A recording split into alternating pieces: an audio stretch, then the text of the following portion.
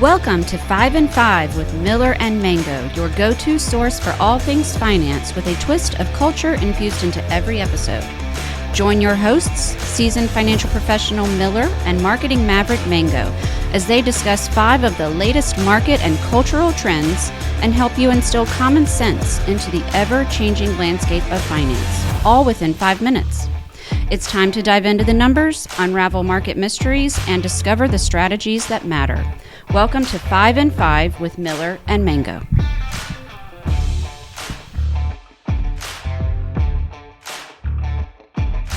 Hello and welcome back to 5 and 5 with Miller and Mango, where we make common sense of the latest market and culture news, all within 5-ish minutes. And I'm going to emphasize 5-ish. We're going to do the best we can to stay within 5. I'm your host, Mango, and here's my co-host, Miller. Hey, how's it going, everyone? And before we dive into it, I want to thank everybody for listening to our first episode. We got some great feedback. We got some reviews, some comments, especially with the volume issues on Apple Podcasts. That is going to be solved. And we feel really good about the direction of the show. Yeah, looking forward to it. What's on the docket today, Mango? So it's September 26th, and a lot has happened in the world over the last 2 weeks. Let's dive right in. First one is MGM losing up to $8.4 million per day as cyber attacks paralyzes slot machines, hotels for the 8th straight day. Wow.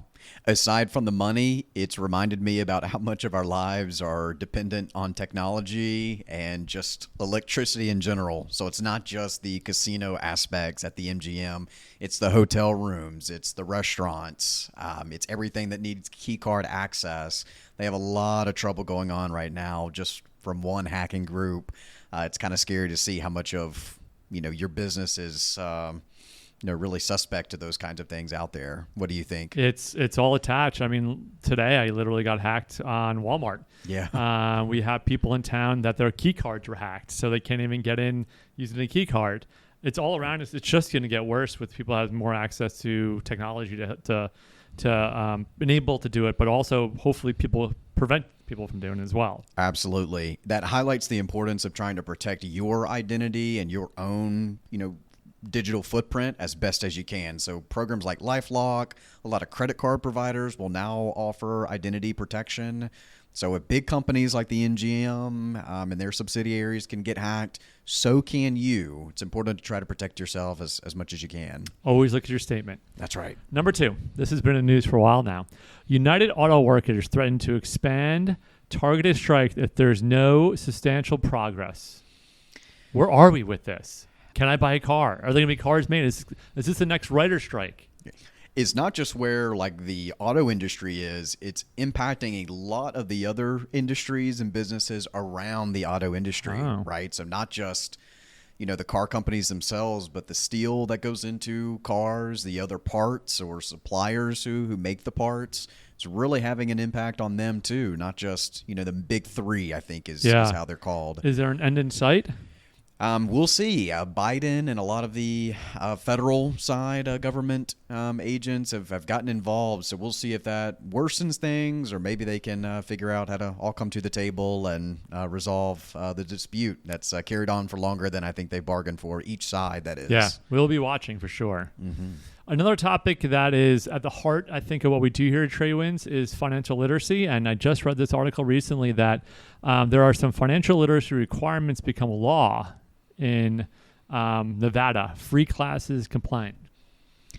Yeah, I mean, I think a lot of people have this concern, right? We're getting more and more advanced, it seems, as a society, but really showing really poor understandings of just basic financial topics. I know in South Carolina, as a part of the curriculum, we took some business classes, but they really weren't too focused on the personal finance aspect.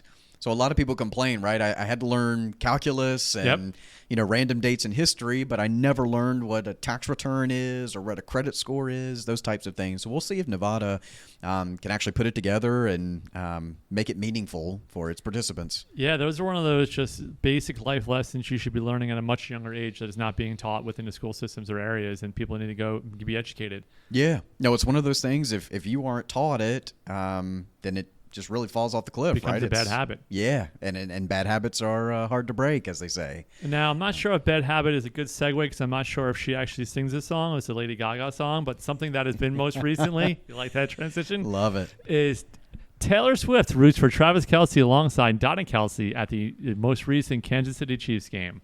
What does that mean? I mean, this is the ultimate combination of two followings. You got professional football on one end, and then you have Taylor Swift and the massive following she has. And for some odd reason, they are now together. So you have diehard NFL fans now learning about Taylor Swift. I'm sure they've heard the name before, but who even is Taylor Swift, and what are the Swifties? What are the Swifties saying? You tell me this stat you read this morning about his sales this week, up 400%?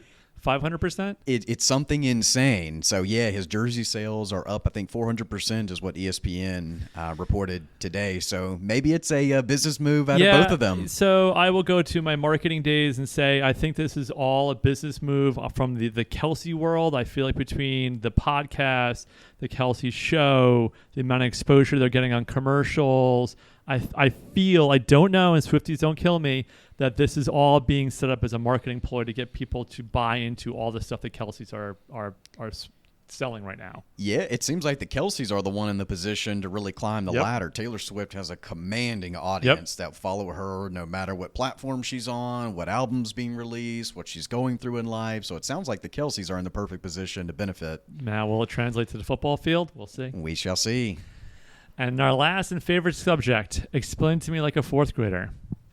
Miller, what's better for your finances, buying or leasing a car? A question I always get and I don't know the right answer to. Yeah, and it's one of those things, there's a lot of nuances, and instead of qualifying the entire time my statements and my thoughts here, at a high level, right, I think a lot of people know what purchasing a car looks like, and not just buying it in cash. I think that would be preferable for a lot of people if they're in that financial position. Let's cut some of the interest out, and you just instantly add a nice asset to the balance sheet for you. But right, when we go buy a car, we're loaning money, and whether it's from a bank or another lender or maybe the dealership itself, their financing arm, we are paying someone interest, and versus a lease, we'd expect those payments to be a little higher. Mm-hmm. The upside is we're actually in the process of owning an asset. So it's a very ownership or building equity type incentive.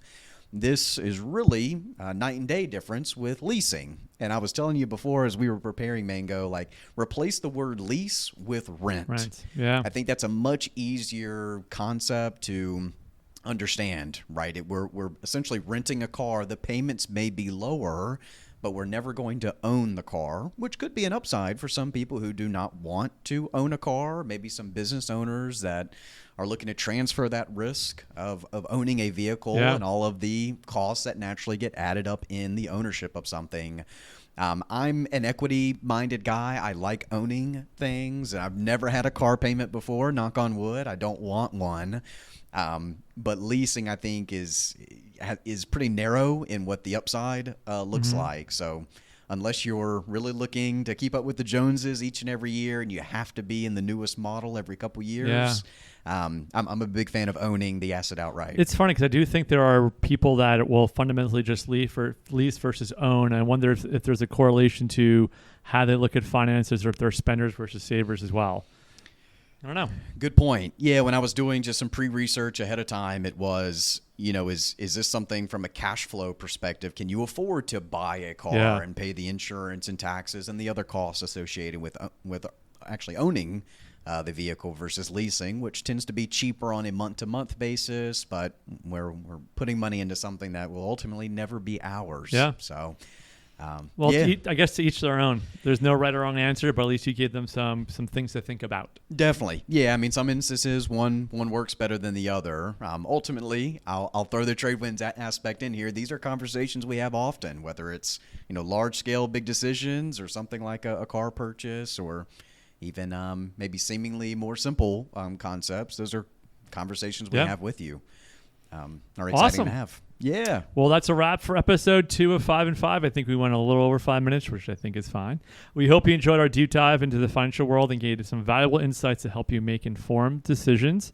Again, please continue to shoot questions, topics you'd like us to cover. Always please subscribe, comment, and share on your podcast platform of choice. That's right. On that note, Miller, great episode. Yeah, thanks for joining us, everyone. Mango, as always, a pleasure to be here. And please join us for our third one coming up episode, soon. Right around the corner. Take care.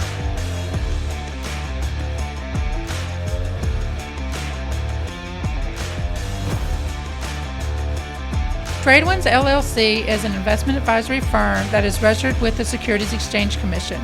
Registration does not imply a certain level of skill or training. TradeWinds will not accept trade offers online, and any such request, orders, or instructions that you send will not be accepted and will not be processed. This presentation has been provided for informational purposes only and is not intended as legal, tax, or investment advice or a recommendation of any particular security or strategy. The investment strategy and themes discussed herein may be unsuitable for investors depending on their specific investment objectives and financial situation. Information obtained from third-party sources is believed to be reliable, though its accuracy is not guaranteed. Opinions expressed in this commentary reflect subjective judgments of the author based on conditions at the time of the publication and are subject to change without notice. Past performance is not indicative of future results.